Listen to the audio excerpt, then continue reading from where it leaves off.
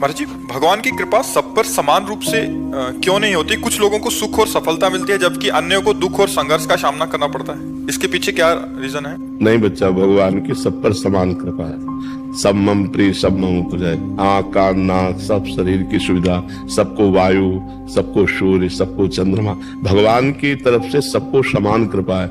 जैसे खेती पिता अपने पुत्र को 5 को दे, अब एक ने बबूल बोया, एक ने आम बोया, एक ने गेहूं बोया, एक ने चना बोया, एक ने गन्ना बोया। अब पाने को क्या मिलेगा? बबूल वाले को कांटा मिलेगा, गन्ने वाले को गन्ना मिलेगा, चने वाले को चना। भगवान ने हमको भारत भूमि में जन्म दिया। हमारे कर्म कैसे कैसे हो रहे हैं, तो उनका फल कौन भोगेगा? गीता में भगवान कहते अवश्य में भोक्तव्यम कृतम कर्म शुभाशुभम। 100 रुपया पिता ने सबको दिया, अब एक ने शराब में उड़ा दिया, एक ने गंदी बातों में, एक फिल्म देखने में, एक जुए में, और एक ने जाके भगवान का काम किया।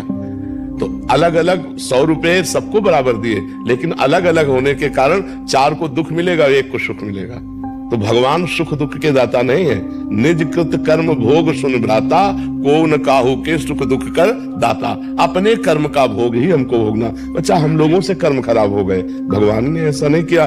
भगवान का कोई प्रिय हो, भगवान का कोई अप्रिय हो, ऐसा नहीं। सब मम प्रिय सब मम उपजाए। सब भगवान के बेटे हैं, सब भगवान से प्रकट है, और सबको भगवान बराबर प्यार करते हैं। सब पर मोरी बराबर दाया, भगवान ने कहा। पर हमारे आचरण बिगड़ गए, हमारे कर्म बिगड़ गए।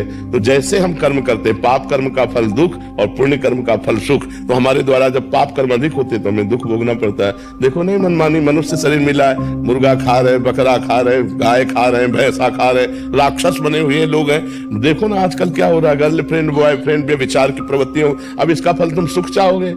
करोगे व्यभिचार, करोगे व्यसन, करोगे हिंसा, खाओगे मांस मछली, इसका परिणाम सुख चाहोगे? नरक भोगोगे, यहाँ भी दुख भोगोगे, वहां भी दुख भोगोगे। संयम से चलो, ब्रह्मचर्य से रहो, शास्त्र स्वाध्याय करो, सत्संग सुनो, नाम जप करो, जीवों पर दया करो, दूसरों का मंगल करो, अभी आनंद आ जाए।